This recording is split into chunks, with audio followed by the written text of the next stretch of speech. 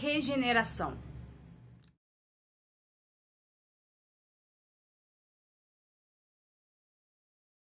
A paz do Senhor, meus amados irmãos, bem-vindos à terceira e última parte da instrução da lição número 9, que tem por título A Salvação Ofertada por Jesus Cristo.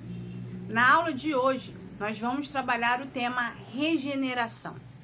Caso você, por algum motivo, tenha chegado aqui de logo na terceira parte, eu recomendo que você veja aqui na descrição do vídeo o link da parte número 1 e da parte número 2.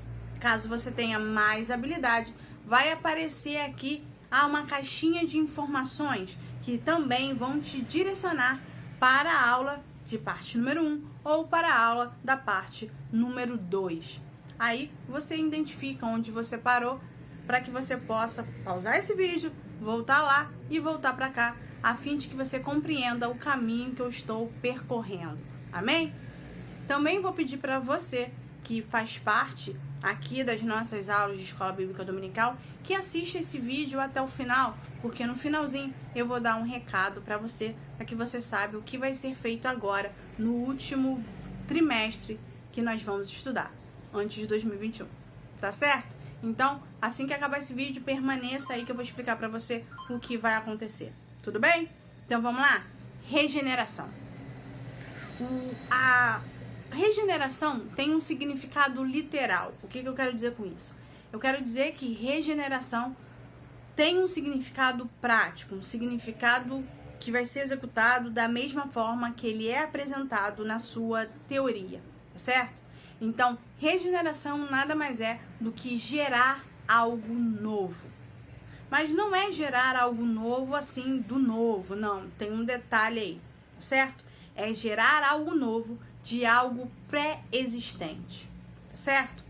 Regeneração, ela indica uma, uma mudança drástica ou dramática e que tem efeito permanente, profundo sobre aquela pessoa que passou ou que passa pelo processo da regeneração.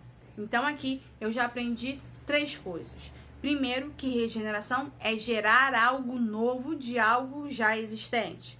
Segunda coisa, que ela é dramática. E terceira coisa, que ela é drástica para aquela pessoa que passa por esse processo. Transferindo esse conceito para a nossa aplicação religiosa, a regeneração é uma oportunidade que o Criador concede a todos os seus filhos através de Jesus Cristo. O que acontece aqui? A gente precisa entender, e sem querer a gente vai acabar retornando nesse assunto sempre, o tempo todo, quando a gente falar sobre salvação, que o homem, a gente sempre tem que ter consciência que o homem, ele vive num contexto de pecado. Ou seja, o cenário em que a natureza humana vive está sob o controle do pecado. Então, aqueles que não são regenerados, ou aqueles que são ímpios, dentro da nossa linguagem, sofrem uma interferência do pecado em relação ao seu relacionamento com Deus. O que eu quero dizer com isso? Que quando nós éramos pecadores, éramos não porque continuamos sendo, né? Quando nós éramos e vivíamos em pecado, antes de conhecermos a Cristo, antes de entendermos o sacrifício de Jesus, o pecado era um muro, era algo que nos impedia de nos religarmos a Deus. Primeiro porque somos humanos e nós não temos força para interagir com aquilo que é espiritual. Isso fica bem claro. Segundo, porque Deus é santo, Deus é limpo, Deus ele abomina o pecado. Logo, Deus não interage com o pecado. Então, o pecado era um muro praticamente intransponível entre a criatura e Deus. Deus, então, decide, é uma iniciativa divina, resgatar o homem das mãos do pecado. E para que isso aconteça, e para restabelecer esse contato, Deus foi lá e fez o plano da salvação, que foi executado pelo seu Filho Jesus. Mas, para que tudo tenha uma ligação fortificada, uma ligação concreta, uma ligação fortificada, nos é necessário nascer de novo. Então, esse novo nascimento que vai ser falado aqui entre Jesus e Nicodemos daqui a pouco é justamente a doutrina da regeneração, certo? Então vamos lá. Para que fique mais fácil ou que fique mais rápida a absorção do tema de hoje, eu vou precisar um pouquinho da sua imaginação. Então, acompanhe meu raciocínio. Imagine que um homem entrou numa loja de móveis antigos e, olhando os móveis, se deparou ali com uma cristaleira linda, maravilhosa. A gente sabe que dentro desses antiquários, dentro dessas lojas de móveis antigos, você encontra móveis até do século passado, ou mais, se você procurar bem.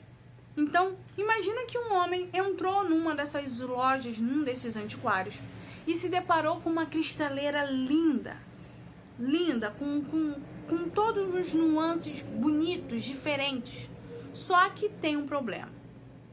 Aquela estante que ele vê com olhos maravilhados, tá com uma porta empenada, tá com os puxadores do gaveteiro enferrujado, tá sem uma parte do vidro, tá manchada, tá com a tinta descascando, e não é um móvel aparentemente agradável para se investir um determinado dinheiro.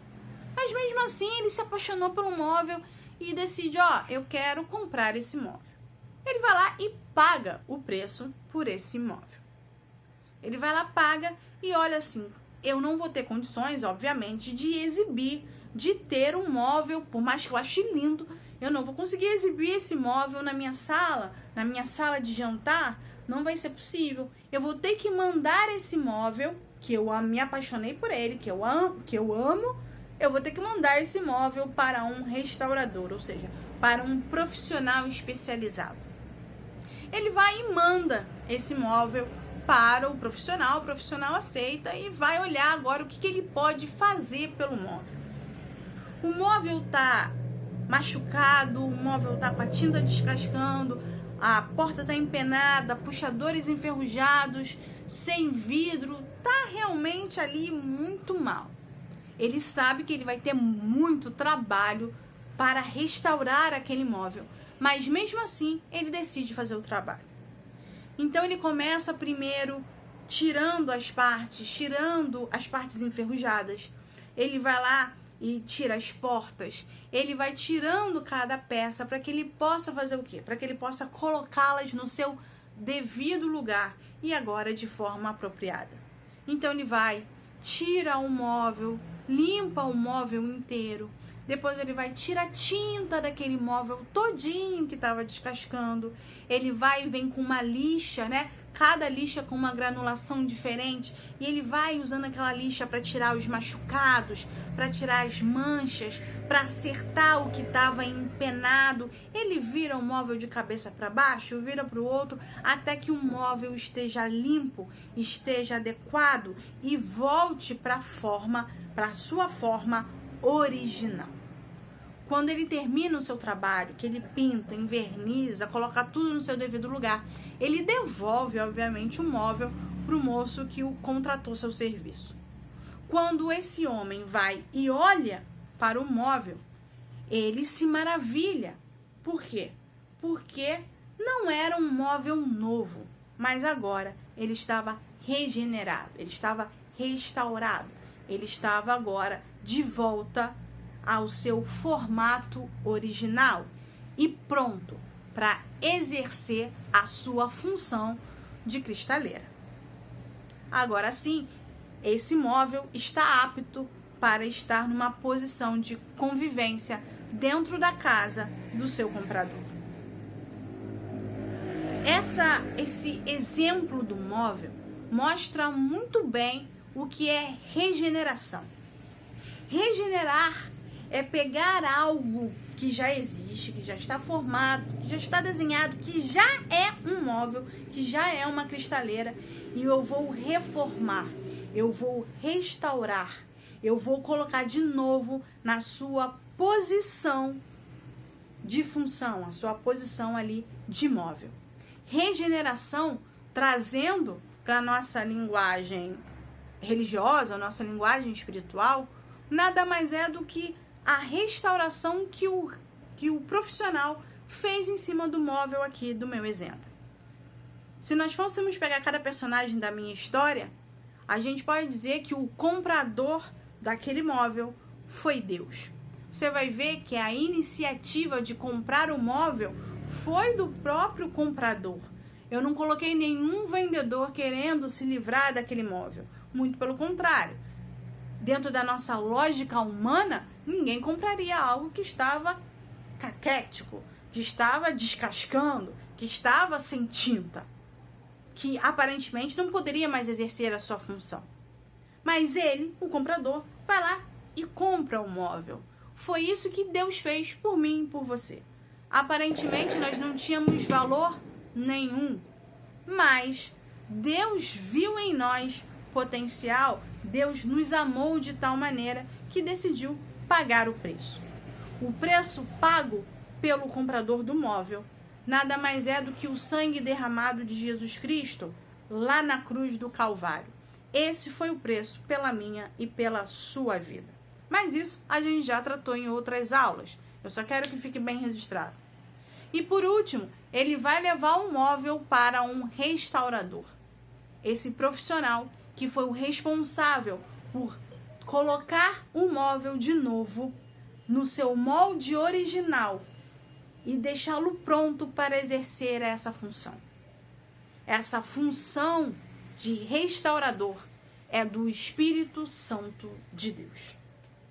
Então, aqui nós vemos a Trindade em ação. E quando se fala de regeneração, eu vejo a motivação de Deus, o preço pago por Jesus Cristo e agora a ação e função do Espírito Santo de Deus na minha e na sua vida. Regeneração espiritual fala dessa função de colocar as coisas no lugar.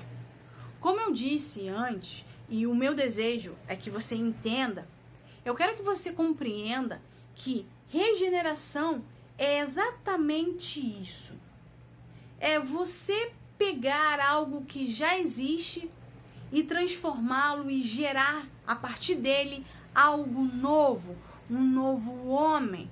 Um homem agora pronto para exercer a sua função, não para o mundo, mas exercer a sua função diante de Deus. Porque o desejo original de Deus para o homem era que ele convivesse com o próprio Deus e atingisse o objetivo, que era viver e ser feliz. Então, quando nós entendemos isso, já que já chegamos nesse patamar e nos voltamos para o texto base da lição número 9, que é aquele episódio entre Jesus e Nicodemos, esse episódio apresenta nada mais, nada menos do que a doutrina da regeneração. Quando Nicodemos vai conversar com Jesus e Jesus diz, vos é necessário nascer de novo. Jesus estava dizendo para Nicodemos que era necessário que ele deixasse ser tratado pelo Espírito Santo de Deus. Nicodemos, ele apresenta a dificuldade judaica, ou a dificuldade farisaica, ou a dificuldade humana de entender aquilo que é essencialmente espiritual. Então ele vai dizer, Senhor, como pode um homem velho voltar ao ventre da sua mãe? Jesus então vira para ele e fala, vos é necessário nascer de novo. O que é nascido da carne é carne, e o que é nascido do Espírito é Espírito. O que Jesus estava dizendo para Nicodemos é o seguinte, que ele queria compreender de forma física, de forma material, algo que estava sendo pedido, que estava sendo ensinado no plano espiritual. E se tratando de Nicodemos, se tratando dos fariseus, é algo compreensível. Porque nas outras aulas eu fiz questão de deixar muito claro que no Antigo Testamento, e por isso eu fiz a divisão do Antigo e do Novo Testamento, que no Antigo Testamento o que valia era o seu comportamento. Ou melhor, o que valia era o seu aparente comportamento. Que eu já provei para vocês, que eu posso fazer alguma coisa e dentro do meu coração achar isso tudo que não vale de nada, né? Então, Nicodemos, ele está dizendo para Jesus, Senhor, eu aprendi com a lei que eu preciso de um determinado comportamento, eu preciso realizar determinadas coisas para alcançar a Deus. E nascer de novo, voltar para o ventre da minha mãe é meio impossível. Porque eu preciso de uma ação material. No meu entendimento, no entendimento de Nicodemos, eu precisava de um ato material para que eu alcançasse a Deus, para que eu me religasse de novo a Deus. E Jesus está dizendo para ele, olha, o que é carne, o que é espírito. Eu não estou falando sobre coisas carnais, eu estou falando sobre coisas espirituais. Era esse entendimento que estava faltando a Nicodemos. Estava faltando a Nicodemos não ele ter fé em Jesus, até porque ele entra no episódio, ele entra ali na cena, deixando muito claro que ele sabia que Jesus era mestre e sabia que os sinais que ele realizava eram sinais vindos de Deus. A dificuldade de Nicodemos estava em se desprender daquilo que ele havia aprendido, que era material, e se entregar inteiramente àquilo que era espiritual. Ou seja, Nicodemos não havia entendido ainda que ele precisava ser transbordado pelo Espírito Santo de Deus para que ele compreendesse aquilo que era espiritual. Porque os ensinamentos de Jesus eram ensinamentos espirituais. Então, trazendo hoje para nossa realidade, a regeneração, ela não é um processo que se inicia no meu comportamento visível. A minha regeneração é um processo que acontece de forma interna. Ou seja, eu já ensinei, já expliquei que primeiro eu preciso modificar o meu entendimento. Ou seja, eu preciso que a mudança primeiro seja do meu entendimento, seja dentro de mim, seja gerada primeiro dentro de mim, para que depois ela seja externalizada. A regeneração é a mesma coisa. E é um processo dramático, é um processo drástico e que geralmente demanda alguns momentos de dor. Por quê? Voltando para o exemplo da estante,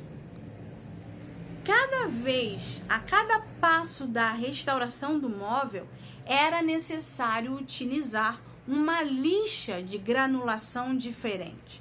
Ou seja, para colocar uma peça de madeira de volta no seu devido lugar, no seu encaixe perfeito, era necessário que o carpinteiro, ou que no caso aqui do meu exemplo, o restaurador, passasse várias vezes uma lixa de granulação diferente para que aquela parte que estava saindo do lugar ou que tinha adquirido uma ondulação por causa da chuva desaparecesse. Toda mancha e todo machucado no móvel era necessário passar a lixa para que ele voltasse a ser plano, a ser reto, a ser uma superfície plana. E se você já ouviu o barulho de uma lixa entrando em atrito com uma superfície, causa até dor no ouvido, dependendo da sua granulação. Chega a irritar.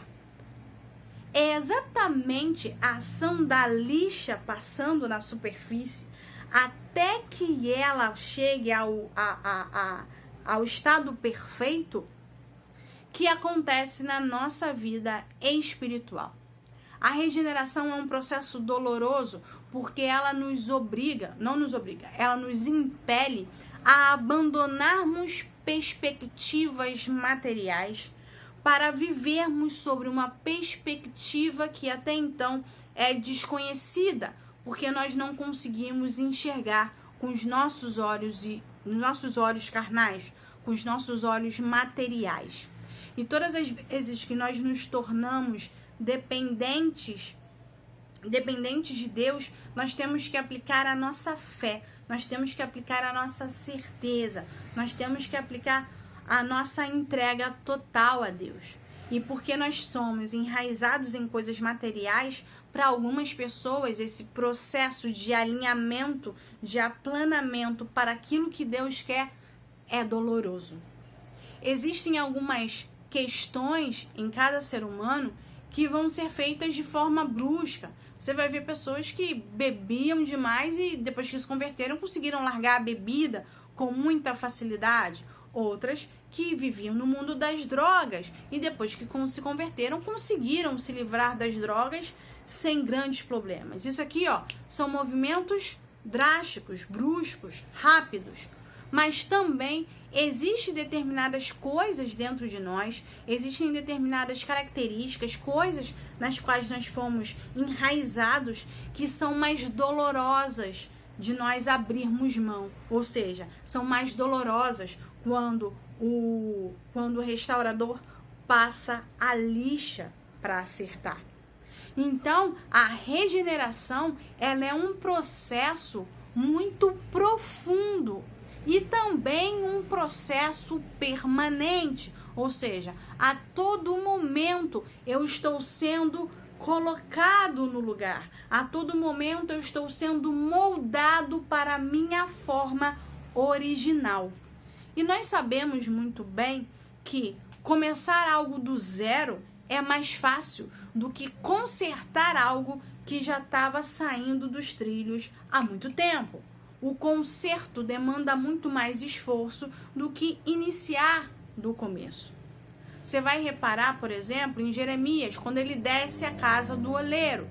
Quando ele desce a casa do oleiro, qual é o cenário que ele vê? Um oleiro moldando barro. E quando o barro não entrava no molde, o que o oleiro fazia? Ele desfazia tudo e começava de novo, até que o barro entrasse dentro do molde. A regeneração é justamente o molde, é o profissional ali trabalhando para que você entre no seu formato original e possa então cumprir a sua função. Quando o Espírito Santo de Deus domina o homem, quando o homem se deixa tomar completamente pelo Espírito Santo, acontecem transformações muito profundas que vão acabar resultando em agora comportamentos diferentes.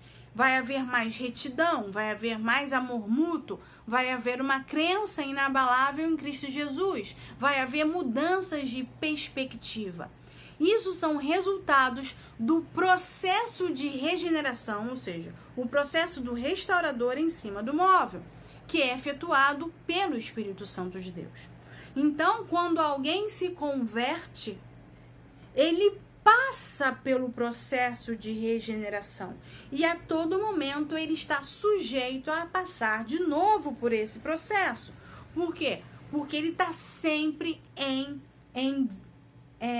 processo, em atividade de se dar a Deus, de se doar a Deus, de viver para Deus. E muitas vezes as nossas vontades acabam se tornando farpas ao longo desse processo e que acaba fazendo com que o olheiro ou que o meu restaurador aqui seja obrigado a arrancar esses fiapos com as próprias mãos. Então, sim, a regeneração, ao mesmo tempo que ela é drástica, ou seja, que ela é uma mudança rápida, é uma mudança visível, até que ela se torne plenamente visível, ela passa por mudanças dramáticas. E aqui vai uma observação para que você entenda o porquê às vezes é tão doloroso o processo da regeneração. A gente precisa entender que a regeneração, ela não assassina a personalidade do regenerado. Ela não mata as suas características como pessoa, ela não mata a sua personalidade. Muito pelo contrário. A regeneração, ela traz essa personalidade para Deus. Manuela, como isso acontece? Por exemplo, existem coisas que eu e você, antes de nos convertermos, não admitíamos. Por exemplo, se algo injusto acontecia, nós íamos lá e brigávamos por isso, e reclamávamos, e éramos até de forma muito impetuosos com aquele que nos infligia uma injustiça. Agora que nós fomos convertidos, que nós estamos passando pelo processo de regeneração para voltarmos ao molde original de Deus, aquilo que Deus determinou para o homem, se a minha reação, a minha personalidade é uma personalidade reativa, ou seja, imediatista, buscando resolver o problema de imediato, agora não. Agora eu vou ser mais o quê? Eu vou ser mais passivo. Agora eu vou ser mais controlado. Agora eu vou observar a situação não na perspectiva do homem que andava em pecado, mas na perspectiva daquele que me transbordou. E aquele que me transbordou é o Espírito Santo de Deus.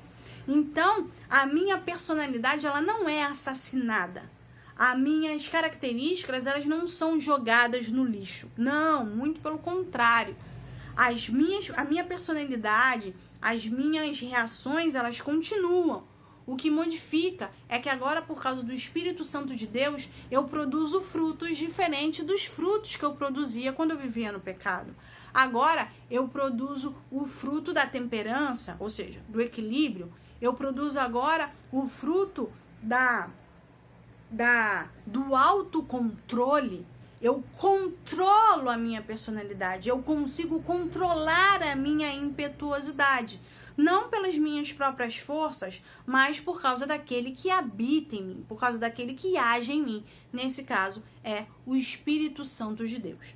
Então, o homem, ele é inativo quando a gente fala da iniciativa divina de salvação, da iniciativa divina de resgate. Todavia, o homem é ativo quando fala de demonstrar o resultado da obra do Espírito Santo.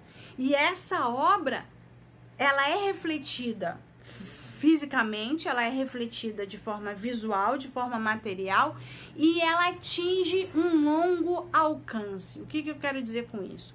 Eu quero dizer que as minhas atitudes agora, como alguém que é dominado pelo Espírito Santo, como alguém que é transbordado pelo Espírito Santo, as minhas atitudes, o resultado do trabalho do Espírito Santo, do trabalho de regeneração do Espírito Santo na minha vida, não vai ficar limitado só a mim ou aqueles que convivem comigo, mas também vai ser exemplo para que outros entendam que o que Deus faz na vida do homem, entendam o efeito da ação do Espírito Santo na vida do homem.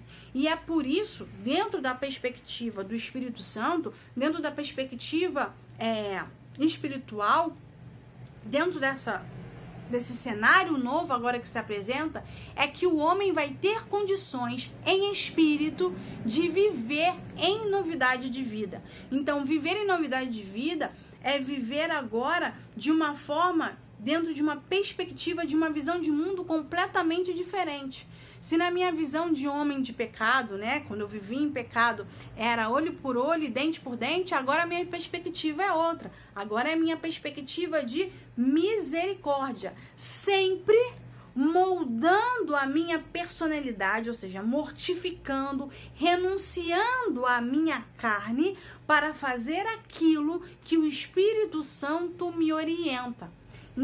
Sempre me levando a fazer aquilo que Deus deseja que eu faça, que é pregar a verdade, anunciar as boas novas, manifestar o amor e a misericórdia. Então, a regeneração produz um ato drástico, de fato, que gera, através do Espírito Santo, uma mudança inteira no indivíduo.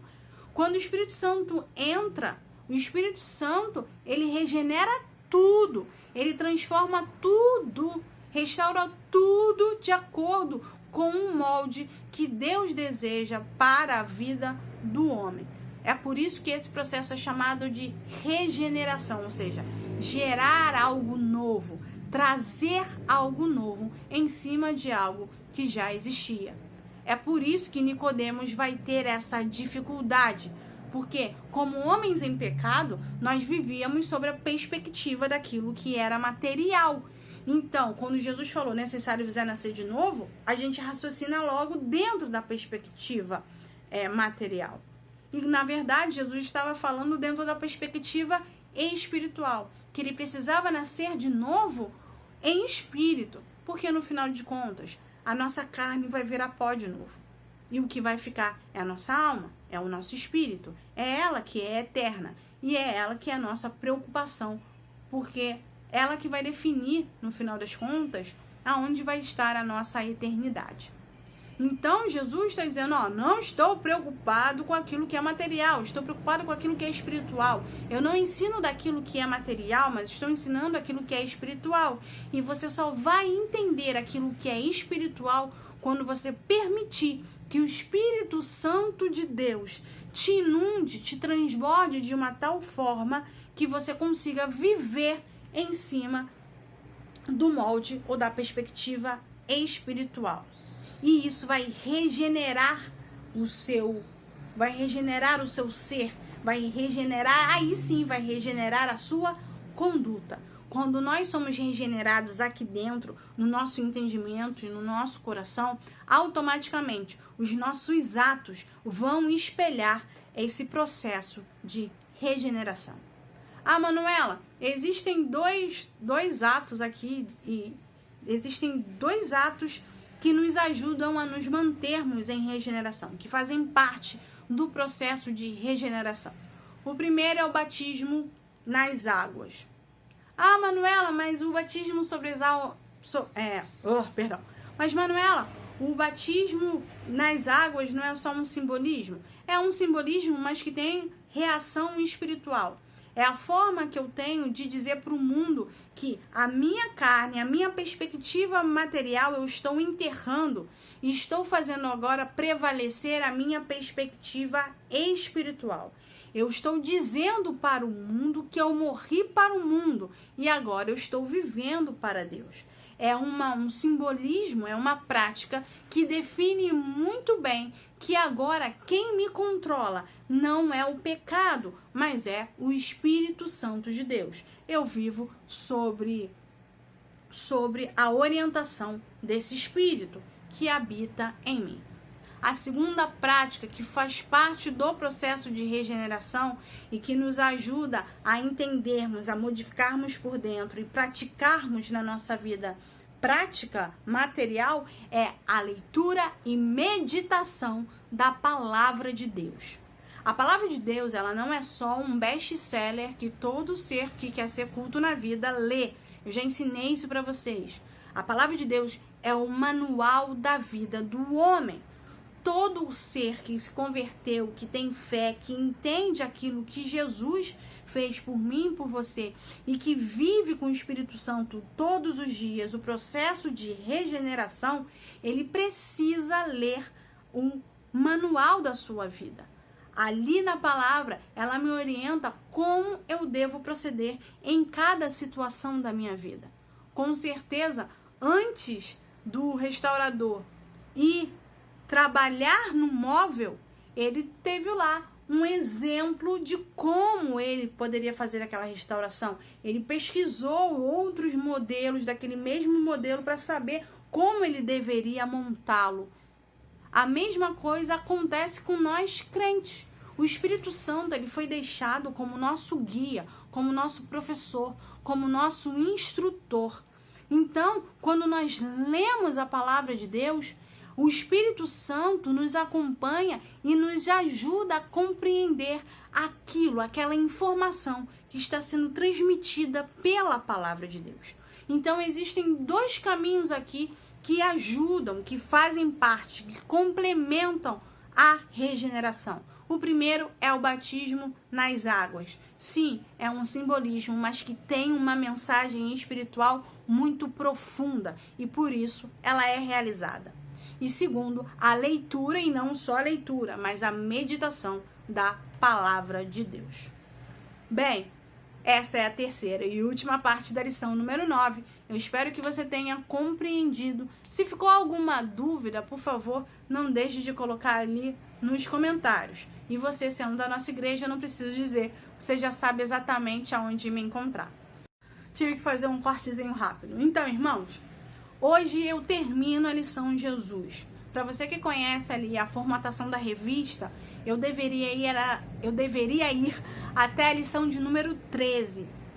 Mas, como a revista Jesus, ela apenas foi uma revista de lacuna para eu cobrir ali o segundo e o terceiro trimestre de 2020, eu optei por essa revista porque ela dava continuidade aos temas que foram tratados quando estudamos a Epístola de Paulo aos Efésios.